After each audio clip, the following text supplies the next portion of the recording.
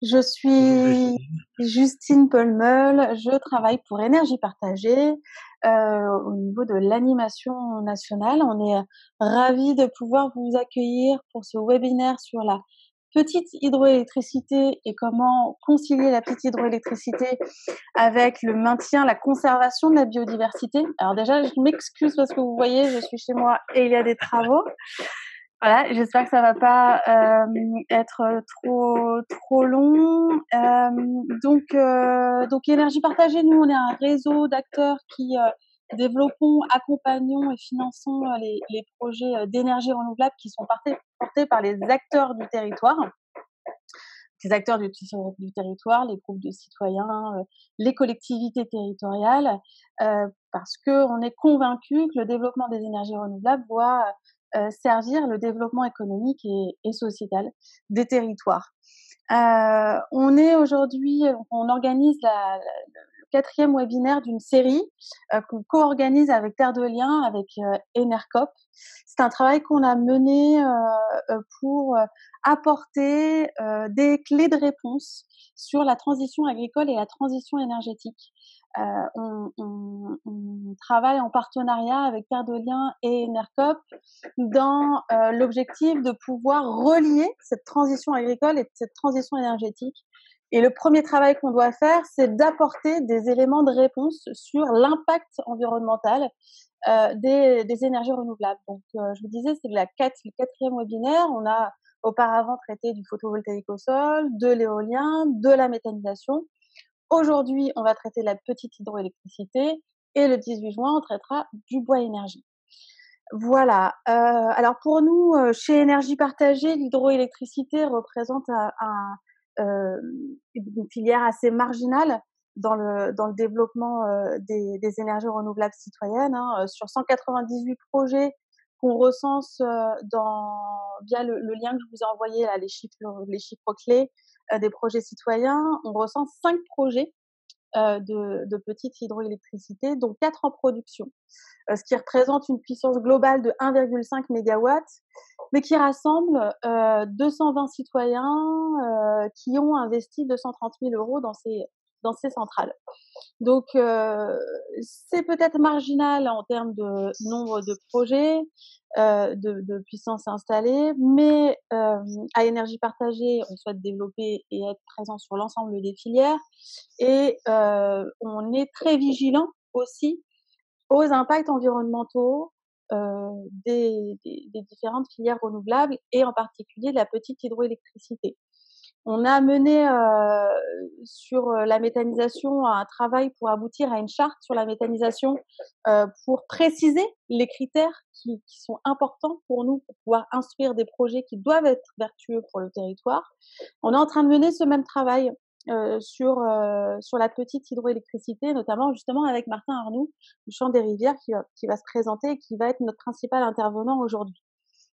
Donc voilà, pour nous, c'est vraiment important de pouvoir présenter les enjeux entre développement de la petite hydroélectricité, en même temps conservation de la biodiversité, parce qu'on sait qu'il y a un impact aussi sur la biodiversité et comment le réduire et anticiper les impacts négatifs. Donc on va Martin surtout va pouvoir vous apporter des éléments de contexte et des éléments aussi de réponse pour pouvoir concilier les deux aspects. Voilà, je crois que j'ai tout dit en introduction et puis en plus vu les travaux, je ne vais pas trop m'étendre. On a un peu moins d'une heure maintenant ensemble. Martin va intervenir pendant 15-20 minutes. Si vous avez des questions de compréhension, n'hésitez pas à utiliser l'onglet Converser, d'accord? Et j'arrêterai Martin pour pouvoir faire en sorte qu'on réponde à vos questions de clarification. Et s'il y a d'autres questions, plus de contenu, on aura plus d'une demi-heure pour pouvoir échanger avec vous. Alors aujourd'hui, normalement, on a 120 inscrits et là, je vois qu'on est à une cinquantaine à 47 participants, donc c'est plutôt bien. Le webinaire est enregistré. On vous enverra évidemment l'enregistrement et la présentation.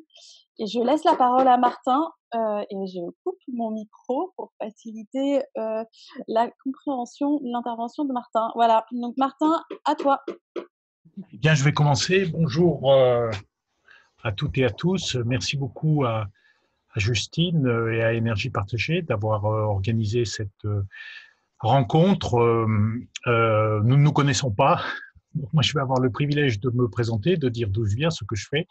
Et puis, dans le débat, les échanges que nous aurons, hein, sachant qu'une heure, c'est vraiment court, pour aborder un sujet aussi important que la biodiversité des milieux aquatiques et l'usage en termes de petite hydroélectricité, nous pourrons échanger ensuite de cette petite mise en bouche, ce petit webinaire par la suite. Alors, qui je suis et qui je représente? Je travaille depuis une trentaine d'années dans le monde des ONG, des petites, des grandes. J'ai passé une quinzaine d'années au WWF France, au Panda. Je suis issu d'un mouvement qui s'appelle Loire Vivante, qui a commencé à infléchir le regard que portait notre société sur l'aménagement des fleuves en général, en stoppant un grand programme d'aménagement, peut-être que ça vous dit quelque chose, à certaines ou certains d'entre vous, sur le bassin de la Loire il y a une vingtaine d'années. Et une partie de mon travail quand j'étais au WWF a consisté à voir comment, et là je passe à la diapositive suivante, comment nous pouvions faire en sorte, oui j'ai oublié, excusez-moi, là je vous parle au nom d'une petite association que nous avons créée il y a quelques années qui s'appelle le Chant des Rivières et qui essaye de mettre de la, pour le dire ainsi, de la souplesse relationnelle, nous en manquons beaucoup dans notre pays, entre les acteurs de la biodiversité et les acteurs de la petite hydroélectricité ou des énergies renouvelables en général.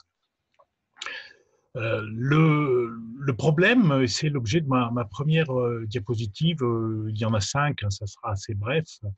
Le problème principal, je crois, dans tous les domaines et dans celui de la conciliation des usages entre protection de la biodiversité, des milieux aquatiques et développement de la petite hydroélectricité, c'est un problème de dialogue, essentiellement. C'est pour ça que je tiens à rappeler, pour commencer, cette question de valeur qui est fondamentale parce que nous sommes, pour simplifier, mais sans du tout caricaturer, deux communautés qui nous ignorons assez royalement depuis pas mal d'années et qui avons besoin profondément, pour permettre d'avancer sur la construction de compromis, d'échanges. Et c'est difficile d'établir des échanges entre la communauté des renouvelables sur la petite hydroélectricité et celle de la biodiversité. La première communauté, elle se désintéresse de la question de l'énergie depuis longtemps. Et elle a un handicap, hein, cette communauté de la biodiversité, c'est que la biodiversité aquatique est en général beaucoup moins bien perçue par l'opinion, par les gens, par vous et moi, que la biodiversité terrestre. On s'intéresse plus aux oiseaux, aux mammifères, qu'aux insectes aquatiques ou aux poissons. C'est ainsi, c'est notre perception qui fonctionne de cette manière-là. L'autre communauté, c'est celle de la petite hydroélectricité. Je reviendrai sur la distinction entre petite et grande hydroélectricité, bien sûr, mais globalement, j'ai une longue expérience du milieu écologiste en général. Les acteurs de la petite hydroélectricité sont, et de bonne foi, persuadés qu'elle est neutre pour les rivières, d'abord parce qu'elle est petite, donc c'est petit, donc c'est bien, small is beautiful, pour reprendre une formule célèbre, et ensuite parce qu'elle n'est ni carbonée ni nucléaire. Et c'est une communauté qui ne rencontre pas la première. Encore une fois, j'insiste là-dessus, sur cet échange indispensable de partage de connaissances. Et pourtant, les tentatives de rencontre, elles sont assez anciennes. Elles ont en gros une quinzaine d'années. En 2006, peut-être certaines ou certains d'entre vous ont suivi ça, il y a eu une première tentative pour créer un label d'hydroélectricité écologique, d'hydroélectricité verte, avec le comité de liaison pour les énergies renouvelables, le WWF, j'y travaillais à l'époque, l'ADEME. En 2007, cette tentative a débouché sur la présentation d'un premier label qui n'a pas marché, qui s'appelait EVE, Électricité verte écologique, parmi les acteurs, hein, puisque l'idée c'était de faire se rencontrer les gens. Il y avait des fournisseurs d'électricité comme Watt Value, Green Access, peut-être certains d'entre vous connaissent. Enercop à l'époque n'existait pas. Cette tentative a fait long feu. En 2010, ensuite du Grenelle de l'écologie, il y a eu la signature d'une convention assez remarquable qui s'appelait la Convention pour une hydroélectricité durable, qui a permis à l'époque, une dizaine d'années déjà, de faire se rencontrer les hydroélectriciens, les grands, les petits, les services de l'État, les ONG, le monde des élus, afin d'avancer sur cette idée et cette pratique d'une petite hydroélectricité plus écologique. Malheureusement, ça s'est arrêté en 2014. Je pourrais revenir sur les raisons de cet arrêt. Et donc, nous sommes globalement, depuis plusieurs années, sur une situation d'échec et de montée de la conflictualité sur les territoires autour de la petite hydro. Du fait que, comme il n'y a pas d'instance de délibération, de dialogue, de partage de connaissances, de fabrication d'un consensus, de co-construction, de coopération, eh bien, nous nous écharpons sur le terrain et c'est un peu dommage. Je passe au cœur peut-être un peu de ma présentation. Je vous ai dit que je viens du monde de la conservation, du monde de la biodiversité. Donc c'est cet intérêt-là que je défends en premier, pour parler en termes d'intérêt. Et ce que je crois important de rappeler tout de suite, c'est que nous sommes vraiment dans une crise mondiale. On en entend parler tous les jours, hein, mais je le redis, de la biodiversité et particulièrement de la biodiversité des milieux aquatiques d'eau douce en général, hein, les zones humides et les cours d'eau.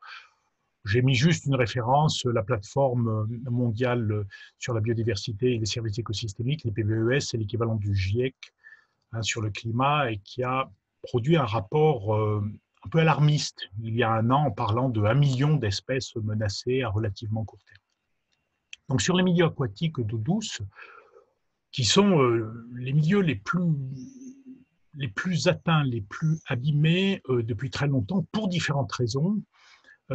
Nous parlons en termes, les scientifiques, je ne suis pas scientifique moi, mais je travaille évidemment avec la communauté scientifique, on parle de fragmentation de milieux, c'est-à-dire que les activités humaines ont divisé les écosystèmes en milieux, en habitats de plus en plus réduits, ils sont fragmentés. Et une partie de cette fragmentation vient des grands ouvrages hydrauliques, des petits, mais aussi des ouvrages de navigation, des ouvrages pour le potable, des ouvrages pour l'irrigation, pour ce qui concerne l'aménagement des rivières et des fleuves. Il y a bien sûr d'autres atteintes, ça c'est très important à souligner. Je dis ça parce que souvent on nous reproche d'avoir un focus uniquement sur les barrages et les microcentrales ou les ouvrages de navigation. C'est tout simplement parce que c'est le cœur de notre travail. Mais il y a des atteintes liées aux pollutions, à l'agriculture conventionnelle, les espèces invasives, l'urbanisation, etc.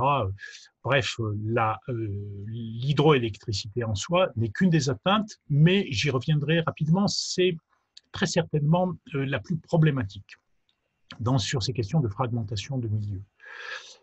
La prise de conscience sociétale de la nécessité de restaurer la biodiversité et de la protéger, elle ne date pas évidemment d'aujourd'hui, elle a une trentaine, une quarantaine, une cinquantaine d'années. Il y a un texte qui est très marquant pour les milieux aquatiques d'eau courante, d'eau douce, c'est ce qu'on appelle, vous connaissez sans doute tous, la directive cadre sur l'eau.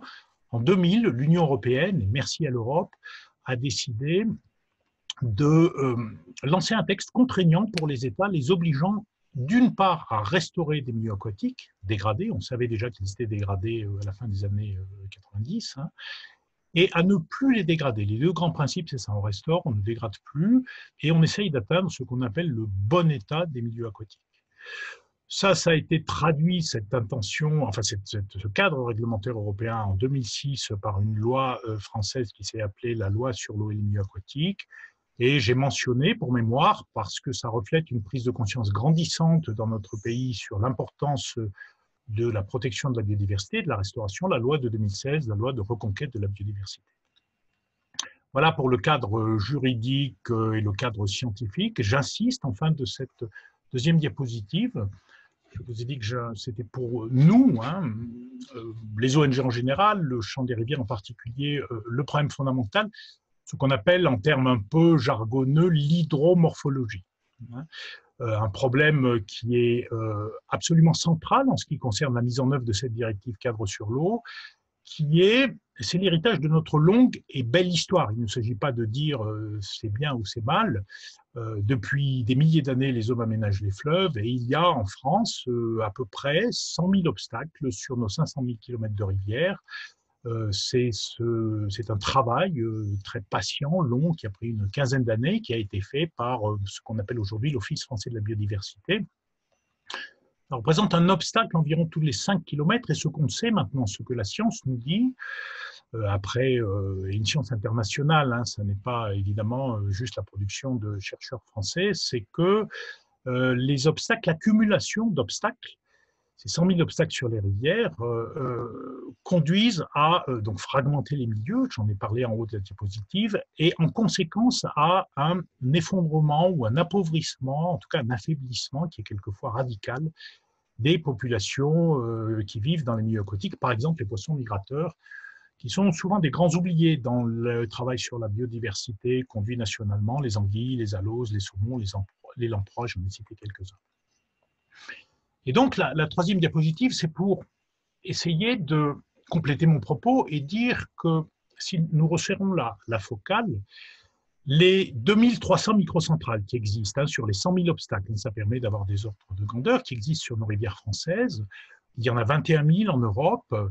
Il y a en France, j'ai donné quelques chiffres pour fixer les idées, sachant que ce ne sont pas des chiffres absolus. Il y a 285 grands barrages, au-dessus de 15 mètres de hauteur en France.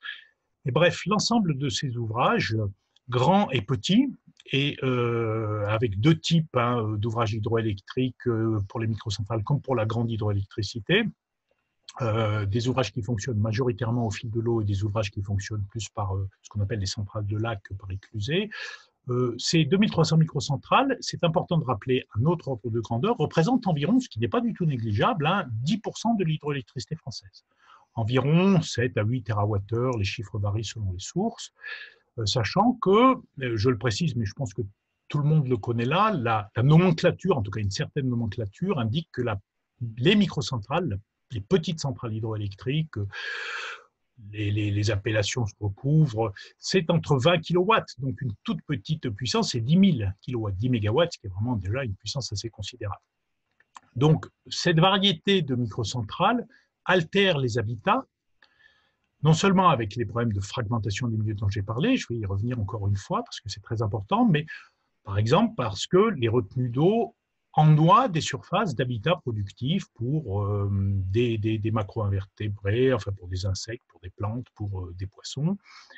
Et cette altération des habitats, quand on prend une seule microcentrale qui ennoie, par exemple, 1 hectare ou 2 hectares, ce n'est pas important. Mais quand sur un cours d'eau, rappelez-vous l'ordre de grandeur, les 100 000 obstacles, dont 2500 microcentrales, qui ennoient 1 hectare, 2 hectares, et si on a 5, 10, 15, 20 microcentrales, ça fait beaucoup d'habitats aquatiques qui ne sont plus fonctionnels.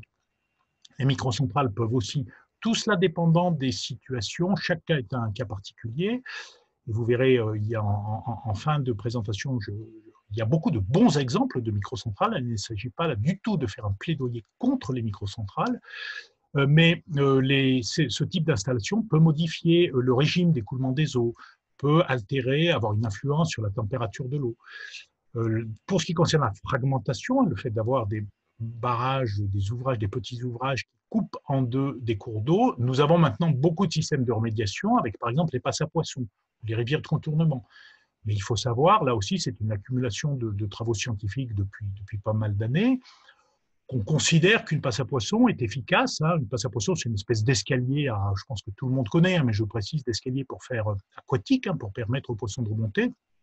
Les plus efficaces ont une efficience de 70, 80%, ce qui veut dire qu'on perd à chaque passe à poisson 30% d'une population qui remonterait la rivière. Donc si on a 10 passes à poissons, il ne reste plus grand-chose.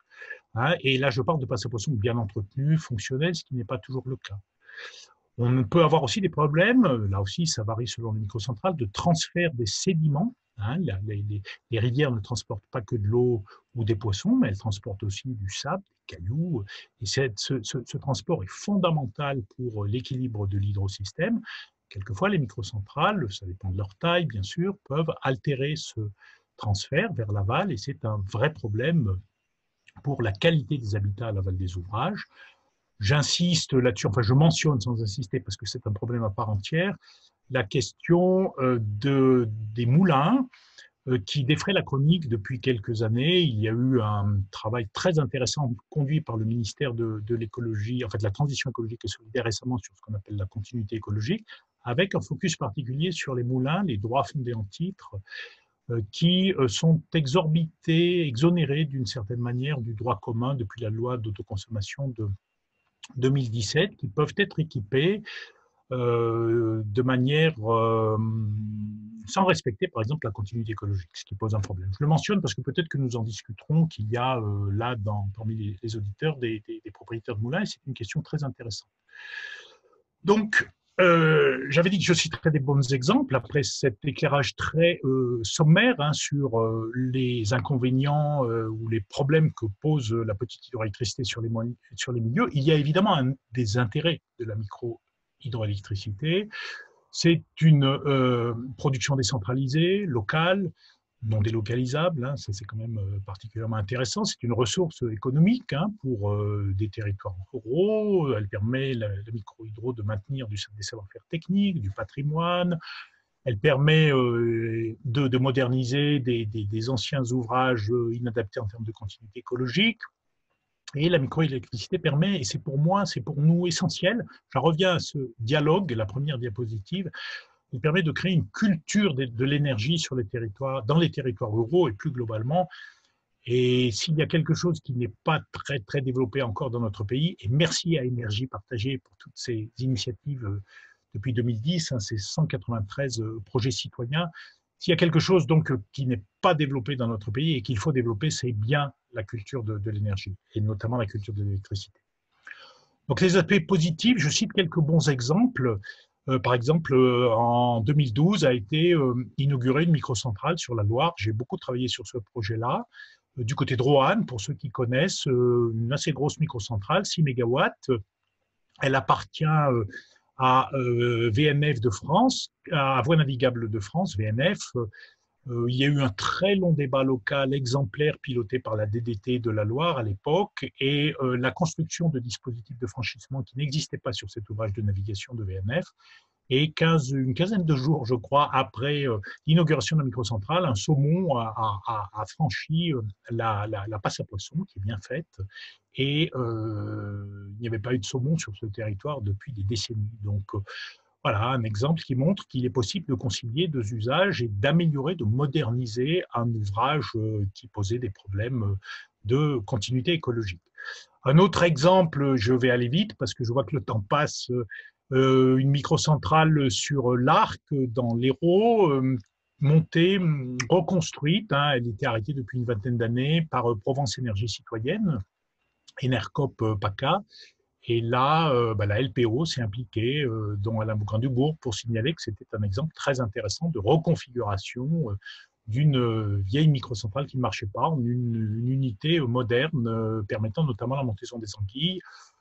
J'ai cité un exemple de Chamalières, une autre microcentrale sur la Loire, à Chamalières dans la Haute-Loire. Il y a l'exemple parmi les 4 centrales en production, ou 5 dans énergie partagée, qui a accompagné Énergie Partagée, l'exemple de Hydro-Raon sur la rivière Meurthe, pilotée par une petite entreprise qui s'appelle Ercisol, une centrale de 400 kg. Et je conclus par un très mauvais exemple, qui est quelque chose qui nous agace beaucoup, qui contribue à ces tensions dont je parlais au début de mon propos. L'absence de dialogue fait qu'un pétitionnaire a pu lancer un projet de microcentrale sur un ancien moulin, donc en étant exonéré des contraintes juridiques de base sur une petite rivière qui s'appelle la Dège dans le département de la Haute-Loire, un affluent de l'Allier, juste en amont d'un instrument essentiel pour restaurer les poissons migrateurs qui s'appelle le Conservatoire national du saumon sauvage. J'en finis. Donc, quelle nouvelle centrale pour la transition écologique ? Transition énergétique, transition écologique, vous l'avez compris, ou en tout cas j'espère à travers mes propos, puis nous allons en débattre. Il n'y a pas de problème en soi, en tous les cas pour nous, de développement de la petite hydroélectricité. La question c'est combien pouvons-nous installer, combien de nouvelles centrales pouvons-nous installer et dans quelles conditions. La programmation pluriannuelle de l'énergie a prévu 200 MW hydro d'ici 2023, 1000 d'ici 2028. Pour nous, a priori, c'est trop important. En tout cas, les conditions de dialogue en amont ne sont pas suffisantes sachant que 90% en gros du potentiel hydroélectrique de notre pays est équipé. Une exigence fondamentale que nous avons, c'est qu'on ne construise pas, on n'installe pas de microcentrales sur ce qu'on appelle les rivières à très forte valeur patrimoniale. Les rivières à poissons migrateurs, nous n'avons quasiment plus de poissons migrateurs dans notre pays. Nous devons considérer que c'est une ressource en biodiversité et aussi une ressource économique prioritaire. Pas en installer sur ce qu'on appelle les rivières sauvages. Je pourrais répondre à vos questions là-dessus si vous en avez. Pas dans ce qu'on appelle les réservoirs biologiques. Éviter aussi dans les parcs nationaux. On a peu de parcs nationaux en France. Peut-être qu'on pourrait faire autre chose avec les rivières des parcs nationaux que d'y produire de l'hydroélectricité. C'est une question. J'ai parlé aussi de la liste 1 de l'ALEMA, mais c'est un peu technique. Donc, privilégier pour nous les réponses, c'est privilégier les installations existantes, reconfigurer, optimiser. C'est ce que je vous ai dit, par exemple, sur la microcentrale de Roanne, l'exemple positif de la diapositive précédente. Chercher toutes les solutions pour développer les ENR sur le territoire, sachant que l'essentiel du développement des ENR viendra, vous le savez sans doute, du solaire et de l'éolien, en n'oubliant pas bien sûr la sobriété et l'efficacité énergétique. Penser que les rivières peuvent créer d'autres richesses que juste la production d'hydroélectricité, et des richesses qui sont très importantes pour le monde rural, comme des richesses liées au tourisme sur les rivières à haute valeur patrimoniale. Accepter, c'est une réflexion qui débute en France depuis une dizaine d'années, que nous pouvons effacer des microcentrales, des ouvrages hydroélectriques dans certaines conditions quand il y a de meilleures options, et que nous pourrions avoir en France quelques rivières, comme c'est le cas aux États-Unis, en Norvège, dans d'autres pays, sans hydroélectricité. Bref, bâtir un commun, nous aimons beaucoup cette expression sur les territoires, construire une culture ouverte de la transition écologique, et je retombe sur mes pieds en vous disant dialoguer. Merci de votre attention et prenez soin de vous. Voilà. Merci Martin. Donc, vous voyez aussi quelques références bibliographiques aussi. Donc on a deux questions pour le moment. La première, tu as parlé de dialogue incontournable pour pouvoir mener ce type de projet. Comment trouver un contact local et associatif, bénévole, là c'est une demande très particulière, comme un interlocuteur biodiversité pour son projet de petite hydro? Est-ce qu'il y a des structures de référence qui ont cette expertise indépendante sur la biodiversité? Voilà, est-ce que tu peux nous Oui, répondre? bien sûr. Bien sûr, alors c'est une excellente question parce qu'elle révèle en fait nos faiblesses collectives et notre méconnaissance un petit peu des organismes à la fois institutionnels et privés comme les ONG dont le métier est de chercher cette conciliation des usages et de chercher ces compromis. Alors du côté des ONG, là je vais dresser un tableau un peu sévère de mon milieu. J'ai parlé tout à l'heure de cette difficulté à dialoguer. Il y a dans mon milieu, dans le milieu des ONG, des organisations qui refusent systématiquement tout nouveau projet de microcentrale, quel qu'il soit. Et évidemment que là, la rencontre avec ces acteurs-là, pour l'instant en tout cas, ne débouchera pas sur la fourniture de données, des avis éclairés, parce qu'il y a une fin de non-recevoir, à tout nouveau projet de microcentrale. Donc, la situation est très disparate selon les départements en France, et globalement, la capacité de réponse la plus adéquate pour connaître la qualité des milieux, pour avoir une cartographie de ce classement des rivières. Je vous ai parlé des rivières en réservoir biologique, les rivières sauvages, etc. L'interlocuteur qui est le plus à même de répondre, c'est du côté des ONG, encore une fois, des institutions d'ordre privé, ce sont les fédérations de pêche. C'est elles qui ont beaucoup de données, qui ont plus de moyens que les organisations de conservation de la nature, mais, il y a un mais, souvent, certaines fédérations de pêche sont complètement opposées au développement de nouvelles petites microcentrales. Pourquoi? Parce que l'expérience montre que certaines d'entre elles ont fait de tels dommages sur les milieux, soit parce qu'elles sont très anciennes, soit parce qu'elles ont été exploitées dans des conditions pas forcément, je suis dans l'euphémisme, hein, je prends toutes les précautions respectueuses des textes qui encadrent le fonctionnement de ces installations. Il y a quelquefois, y compris dans le milieu de la pêche, de la conflictualité. Mais néanmoins, c'est un interlocuteur qui est incontournable, les fédérations de pêche de chaque département. Et puis ensuite, il y a deux organisations institutionnelles. Il y a les DDT qui instruisent les dossiers. Alors ça, peut-être que la personne qui a posé les questions les connaît. Mais là aussi, des niveaux de culture très différents selon les DDT, selon les moyens dont elles disposent. Et nous avons des exemples de direction départementale des territoires avec lesquels il est possible de bien dialoguer sur l'implantation de microcentrales et sur l'intérêt ou non d'équiper un ouvrage, et puis d'autres, comme celle par exemple dont je suis dans un des départements dans lequel je travaille, la Haute-Loire, avec lequel le dialogue est très très très très difficile. Donc là aussi une situation disparate, et il y a quand même un organisme qui est en train de monter, je l'ai cité dans la présentation, qui s'appelle l'Office français de la biodiversité, avec des offices régionaux qui sont en train de se créer. Donc c'est l'ancienne Agence française de la biodiversité, des agences régionales sont en train de se mettre en place. Et là, il y a une bonne expertise qui commence à être développée avec une approche qui est une approche de conciliation des usages.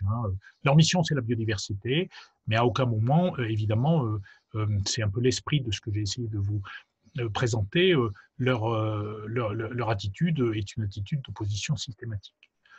Donc je ne peux pas vous répondre avec plus de précision, je m'en excuse, mais c'est l'état de l'art, et c'est bien pour cela que nous demandons la reprise du dialogue au niveau national à travers cette convention pour une hydroélectricité durable qui permettra de co-construire une culture plus partagée. Ok, donc tu as répondu en partie à la question. Il y avait une autre question, je pense que tu y as répondu aussi, qui était est-ce qu'on dispose d'une carte qui indiquerait les rivières sur lesquelles il ne faudrait pas créer de nouvelles microcentrales? Donc j'ai l'impression que là, ce que tu disais, c'est qu'il faudrait faire référence Alors, aussi aux cartes des fédérations de pêche. alors Ouais, est-ce que tu veux compléter? Oui, vas-y. Oui, il existe, il y a, je l'ai mentionné très rapidement parce que comme nous avons vraiment peu de temps, le rentrer dans le détail est long, mais à l'issue de cette loi sur les milieux aquatiques de 2006, il y a une cartographie qui a été établie qui permet de répertorier des cours d'eau en liste 1 et des cours d'eau en liste 2. Les cours d'eau en liste 1, il y a des cartographies de ces cours d'eau. Ça, on peut les trouver si vous allez, je pense, sur le portail Eau-France ou sur le site de l'Office français de la biodiversité, vous pourrez trouver ces cartes. Mais c'est pas normal d'une certaine manière qu'elles ne soient pas plus accessibles à chacun d'entre nous. Là, on voit bien qu'il y a un immense effort de pédagogie à mettre en place, mais ces cartes indiquent, notamment sur les listes 1, qu'il est impossible de créer un nouvel ouvrage sur ces cours d'eau. C'est-à-dire qu'il n'est pas possible de construire un nouvel ouvrage. Par contre, il est possible d'exploiter un ouvrage ancien qui n'était pas forcément un ouvrage hydroélectrique ou de renouveler une autorisation sur un ancien ouvrage hydroélectrique qui aurait été abandonné, sous réserve évidemment de respecter toutes les prescriptions, sachant que maintenant il y a des guides. Il y a un syndicat de la petite hydroélectricité que vous devez connaître qui s'appelle France Hydroélectricité, qui a publié un certain nombre, je les ai mis en référence dans la présentation, de documents bien faits sur les conditions d'implantation d'une microcentrale et qui peut qui dispose lui aussi de cartographie qui croise évidemment la cartographie officielle. Mais là, je vous invite à aller, encore une fois, même chose, sur le site de l'Office français de la biodiversité, en cherchant liste 1, liste 2 sur votre département, vous zoomez et vous pouvez trouver les cours d'eau sur lesquels, a priori, il est beaucoup plus difficile d'installer une nouvelle unité de production que sur les autres. Ok, merci. Alors, on a pas mal de questions.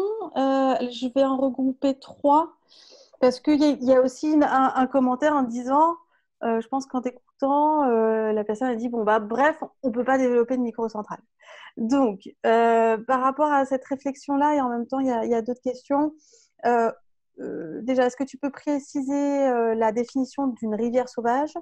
Est-ce que tu pourrais nous dire, mais concrètement, alors où, sur quel type de rivière on pourrait développer des microcentrales? Et puis, tu parles de la liste 1, où bon, tu dis que, en gros, c'est pas possible de développer des installations sur des cours d'eau de liste 1. Est-ce que si on prend des précautions, ça peut être quand même possible? Voilà, donc je regroupe une série de questions sur, en fin de compte, qu'est-ce qui est possible et est-ce que tu peux préciser aussi certains termes? Alors, si mon propos a pu donner l'impression qu'il n'était pas possible de développer des microcentrales, je m'en excuse parce que ça n'est pas du tout l'esprit de l'intervention.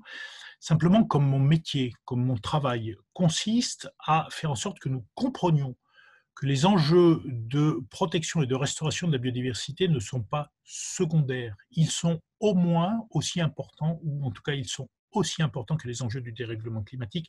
Ce n'est pas nous, le Chant des rivières, qui décrétons cela, ce n'est pas de l'idéologie.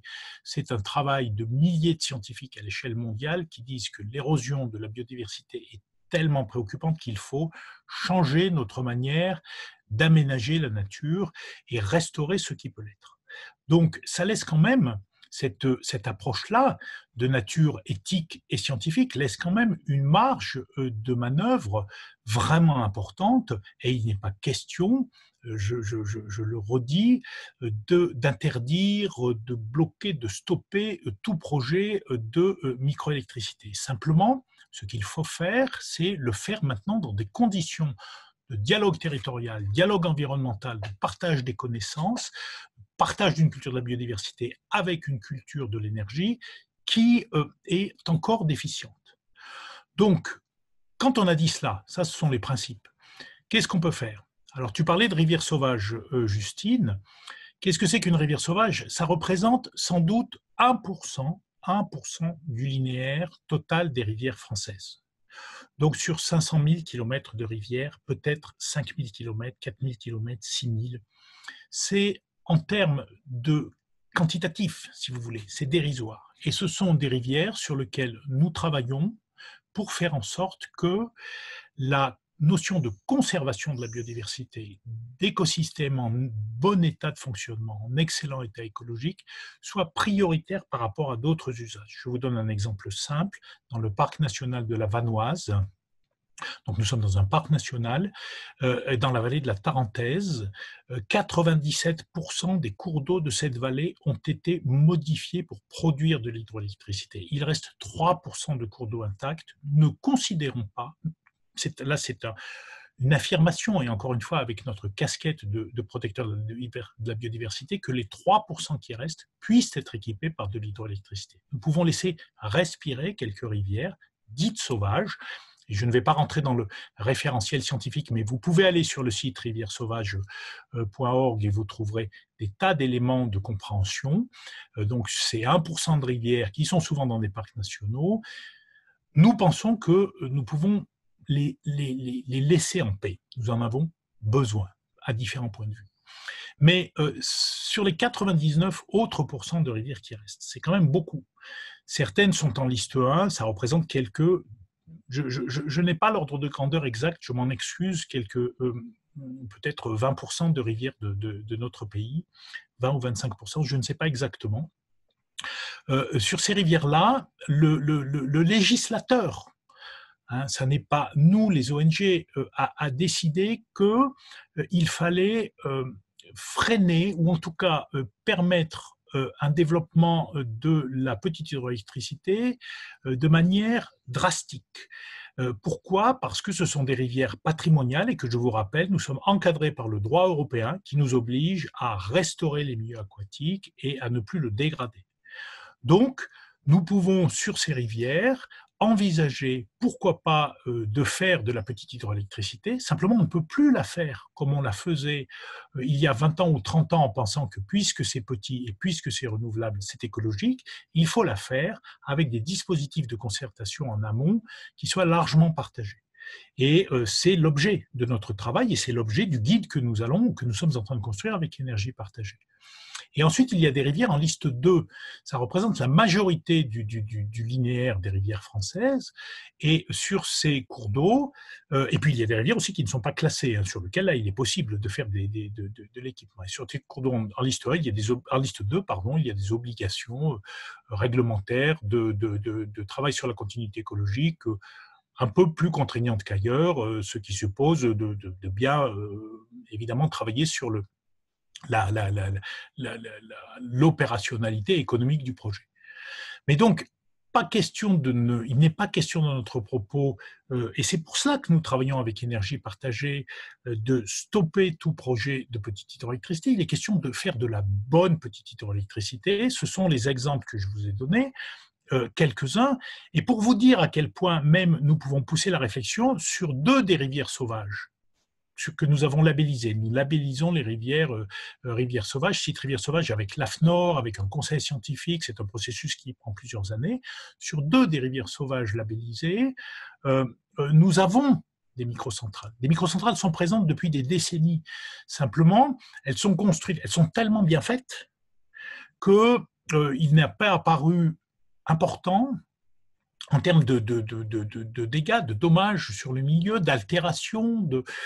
Les altérations sont tellement faibles que ben voilà, ces microcentrales sont présentes sur des rivières labellisées. Vous voyez, ça laisse une très grande marge d'appréciation, mais par contre, acceptons d'avoir ce discernement que sur des rivières qui ne sont pas ou peu aménagées, j'en reviens aux rivières sauvages, ce 1%, nous décidions tous ensemble que c'est d'un intérêt commun, d'un intérêt général de les garder intacts pour les générations futures. Ça représente 1% du capital rivière de notre pays. C'est peu quand même.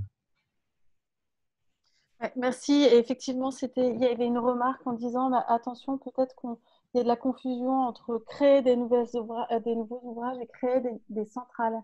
Parce qu'on peut avoir beaucoup d'ouvrages qui existent, mais qui ne sont pas équipés de centrales en exploitation. Exactement. Donc, et c'est ce que tu disais à la fin. Donc, il faut qu'on soit vigilant aussi à ça. Donc, il y a plusieurs questions, plusieurs types de questions. Donc, je les regroupe en espérant pouvoir traiter des questions de tout le monde, notamment sur les moulins. Il y a un retour d'expérience d'une personne qui dit bah, nous, on développe un projet sur d'anciens moulins, donc on est dans le cadre des droits fondés en titre, où on est exonéré, mais on va plus loin que la loi. Mais par contre, notre dossier est bloqué par l'administration. Donc, quid voilà, par quel biais on peut débloquer ce dossier-là? Ça, c'est la première question. Et sur les moulins, il y a une autre question où un porteur de projet est en Ardèche avec de nombreux moulinages. Et donc, il y a des restaurations de microcentrales. Est-ce que ces moulinages, entre guillemets, sont considérés comme des moulins visés par le droit fondé en titre ou pas? Et je pense qu'il y a un besoin aussi de peut-être repréciser les dérogations par rapport aux moulins. Oui, alors pour la première question, moi évidemment je ne peux parler qu'au nom d'une ONG, hein, et le principe que nous développons depuis très longtemps, c'est de construire une culture de la responsabilité citoyenne. Et c'est bien pour ça que nous travaillons avec Énergie Partagée, parce que nous voulons concilier les points de vue et nous voulons sortir de cette confusion qui est normale, hein, parce que nous n'avons pas été éduqués à ça, autour de la production d'hydroélectricité sur les rivières qui impacterait trop la biodiversité ou l'inverse, avec des attitudes qui sont quelquefois très dogmatiques, y compris dans l'administration, dans un sens ou dans l'autre. Donc, Notre principe, nous, c'est de faire confiance. C'est de penser que les citoyens, les entrepreneurs, les scientifiques, les élus sont largement capables de construire une culture de la protection, restauration des rivières, de la biodiversité, dans lequel il y a des usages. Là, nous parlons de microélectricité, mais sur les rivières, il y a des usages agricoles, il y a des usages forestiers, il y a des usages touristiques, etc. Et nous avons labellisé des rivières, sites rivières sauvages, dans lesquels il y a de l'agriculture, de la foresterie, du tourisme. Il ne s'agit surtout pas de faire de la conservation en excluant les hommes. Ce n'est absolument pas notre philosophie. Donc, pour travailler bien, il faut dialoguer. Le principe de rivière sauvage, j'en reviens là parce que ça peut peut-être mieux vous permettre de comprendre mieux mon propos, c'est bien de faire se rencontrer les acteurs. Donc, sur les moulins, la question de cette personne qui dit eh bien, nous voulons aller plus loin que les obligations, les obligations ou non liées aux droits fondés en titre. Moi, je trouve ça très intéressant, cette approche-là, parce que nous n'avons pas, encore une fois, au Chant des rivières ni à Rivière sauvage, de position dogmatique par rapport au moulin. J'ai participé au groupe de travail pendant 2 ans au ministère de l'écologie, dans lequel les représentants de moulins étaient invités avec d'autres, avec les pêcheurs, avec les associations, les services de l'État, à partager des connaissances sur la restauration de la continuité écologique et pourquoi pas en continuité avec cela les questions de production de microcentrales, d'hydroélectricité, de petites hydroélectricités. Ce qu'on a vu au bout de 2 années, c'est que les gens étaient capables de se parler et de chercher ensemble de manière libre, quelquefois en allant au-delà des textes de loi, des solutions. Donc, je ne connais pas le cas particulier de cette personne, mais le principe n'est pas de ne pas, encore une fois, de construire ou équiper un ancien moulin d'une d'une station de picot de micro-électricité, hydroélectricité, mais bien de le faire dans un contexte où nous fabriquons du consensus, et je vous ai parlé du moulin d'un ancien droit fondé en titre, et je vais y revenir sur la Dège en Haute-Loire. Là, pour ceux qui connaissent un peu, nous avions un seuil quasiment en état de ruine, avec un droit fondé en titre qui est loin d'être prouvé, pardon, et qui, à la construction de cet ouvrage, le projet de construction, parce que c'est stoppé depuis 2 années, a été fait en dépit du bon sens, sans aucune concertation, notamment avec les associations qui s'occupent de restauration du saumon. Donc là, on a un mauvais exemple. J'ai un autre exemple sur le bassin de l'Allier, d'une petite centrale sur un ancien moulin que nous avons suivi il y a une dizaine d'années, qui a été équipé d'une microcentrale en concertation avec le propriétaire, mais parce qu'en amont, il y avait eu un bon dialogue. Donc là, les positions d'administration peuvent être très diverses, comme les positions des associations. Je vous l'ai dit, il y a des administrations qui refusent tout équipement, qui interprètent ainsi la loi, les textes de loi, et puis il y en a d'autres qui sont beaucoup plus ouvertes à des équipements éventuels. Alors les droits fondés en titre. D'où le dialogue, encore une fois. Et le dialogue, ça n'est pas uniquement entre promoteurs et associations, c'est entre une communauté d'acteurs. Il faut qu'il y ait les élus, il faut qu'il y ait les administrations, etc. Qu'est-ce que c'est que les droits fondés en titre? Pour ceux qui ne connaissent pas, c'est une survivance liée à notre histoire, à notre grande histoire, d'un droit obtenu à la Révolution française, qu'il était indispensable de maintenir, parce que tout simplement, les moulins à l'époque, ça nourrissait le peuple, ça nourrissait les gens. Et pour différentes raisons, le droit de ces droits fondés en titre ont été maintenus en l'état. Je ne suis pas juriste, hein, mais vous pouvez rechercher des précisions là-dessus. Ça a d'ailleurs fait l'objet d'une partie de la réflexion dans ce groupe de travail au ministère de l'écologie. Ces droits fondés en titre ont été maintenus jusqu'à aujourd'hui. C'est un peu c'est une étrangeté de notre point de vue, hein, qui, encore une fois, nous ne sommes pas juristes. Ces droits fondés en titre ont été maintenus pendant 2 siècles.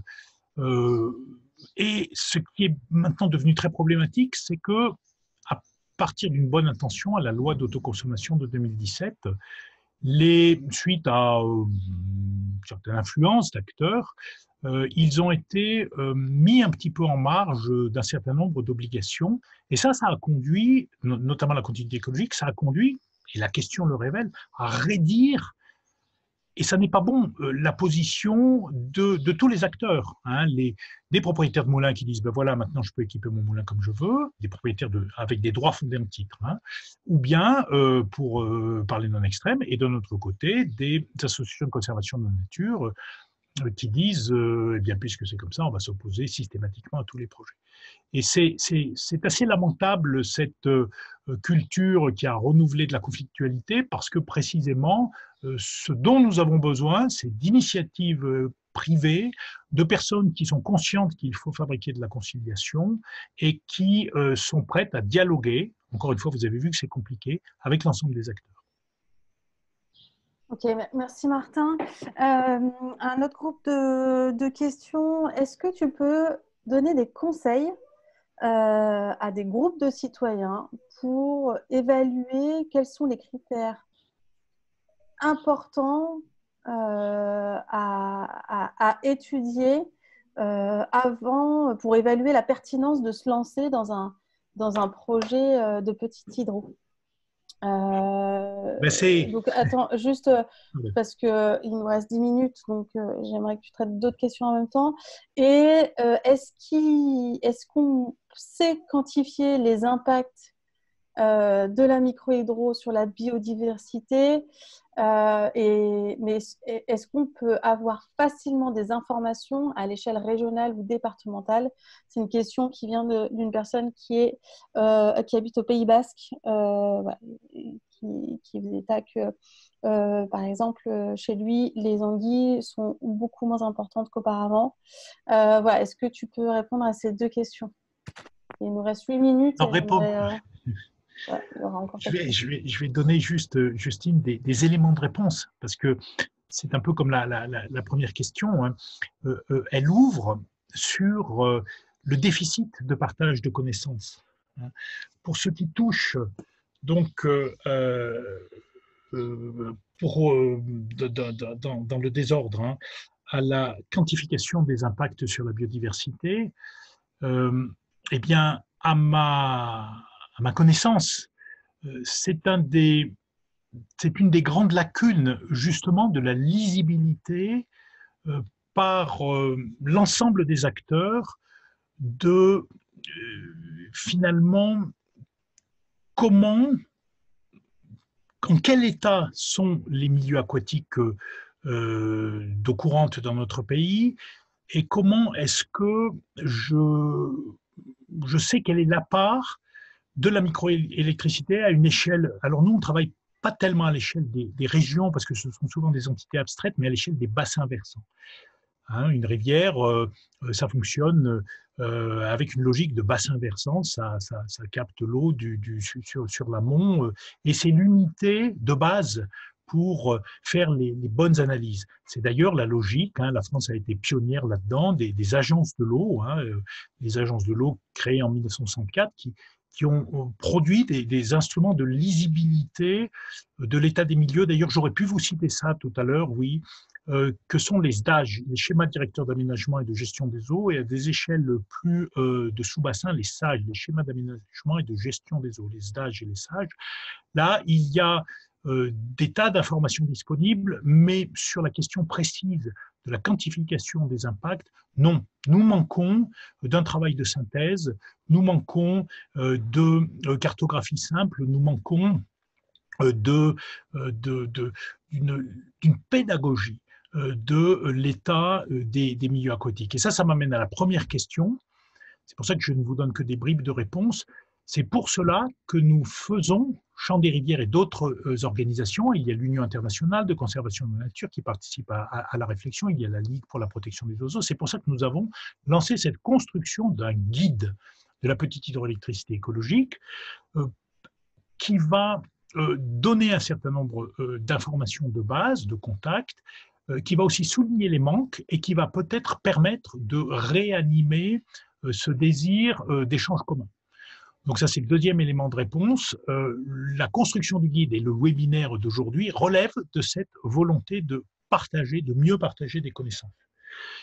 Et puis alors, pour la question du Pays Basque sur les anguilles, si j'ai bien compris, eh bien, les anguilles disparaissent partout. Je fais partie du conseil d'administration d'une association qui s'appelle l'Association pour le repeuplement Anguilles France.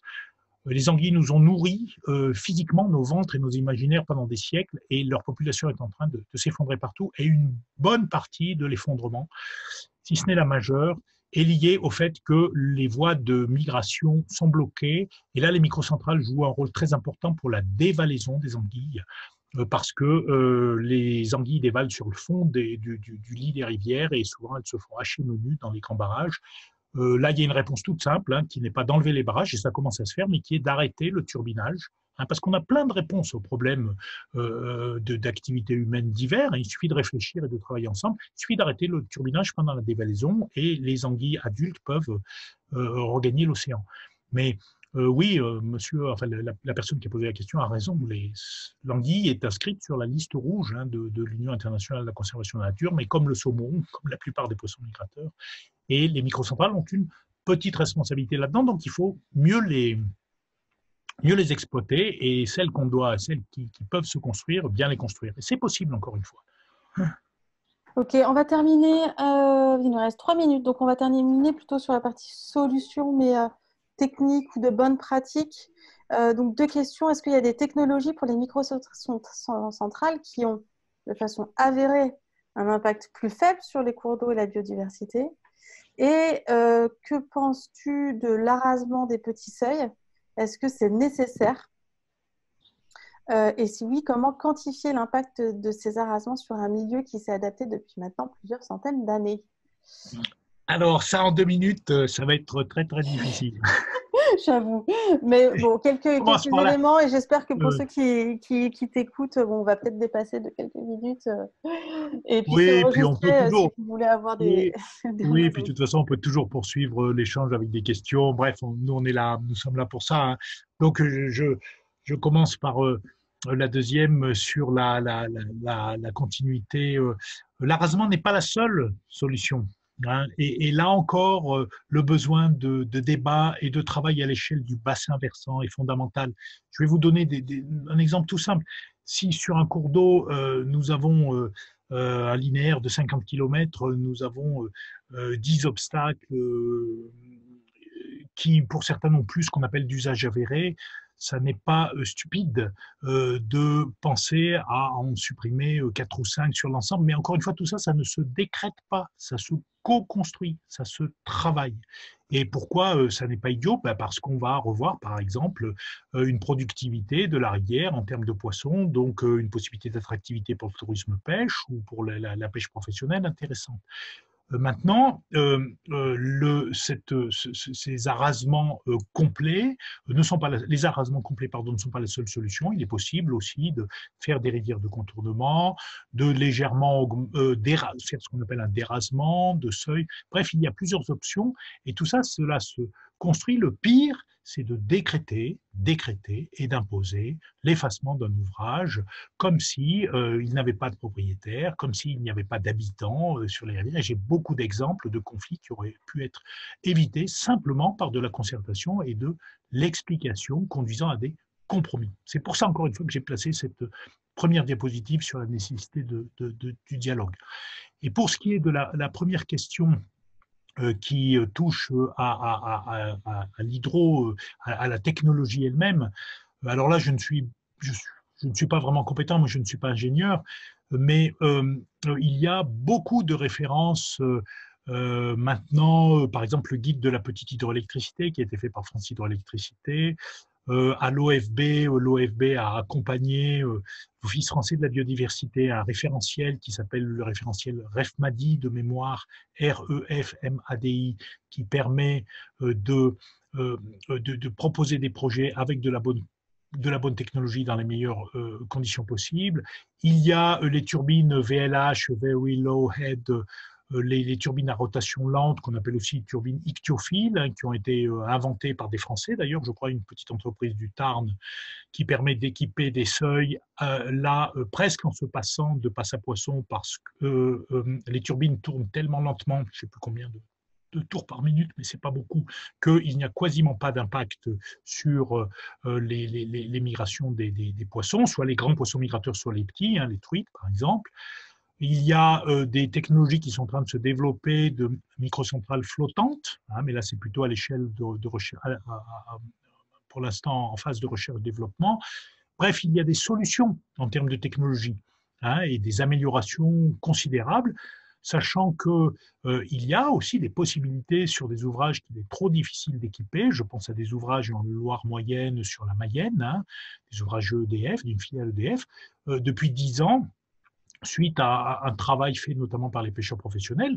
Je citais cet exemple parce qu'il est très intéressant. On n'a pas enlevé les microcentrales, on n'a pas forcément construit des dispositifs de franchissement trop coûteux parce qu'il faut aussi penser à la rentabilité des projets. On a stoppé leur fonctionnement pendant les quelques mois de dévalaison d'anguilles, qui dévalent en plus la nuit, c'est-à-dire que les microcentrales peuvent travailler le jour. Bref, il y a des compromis à trouver. Encore faut-il se parler à partir d'un bon diagnostic, d'une bonne connaissance partagée. Ok, ouais, je pense que ça va être le mot de la fin aussi. Merci beaucoup, Martin. Merci pour toutes ces interventions et j'espère que ça a répondu en partie à vos questions. On n'a pas pu prendre toutes les questions, je pense, mais normalement, on a dû quand même traiter de la majorité, des essentiels. On vous a parlé d'un guide qu'on est en train de travailler avec Martin, mais aussi avec la LPO, avec l'UICN, avec Enercop. Donc on travaille dessus et on espère pouvoir le sortir enfin pour cette fin d'année ou début de l'année prochaine. Ce sera sur le site d'énergie partagée et j'espère sur plein d'autres sites aussi comme une référence. Voilà ce que je peux dire pour la fin. Je vous remercie pour votre participation et puis vos questions nombreuses. C'était un premier temps d'introduction, je dirais, mais assez déjà avec pas mal d'approfondissements. Et puis, n'hésitez pas, si vous avez d'autres questions, à nous contacter. Et on sollicitera Martin pour pouvoir nous apporter des éléments de réponse aussi. Merci à tous, bon appétit et à très bientôt. Au revoir.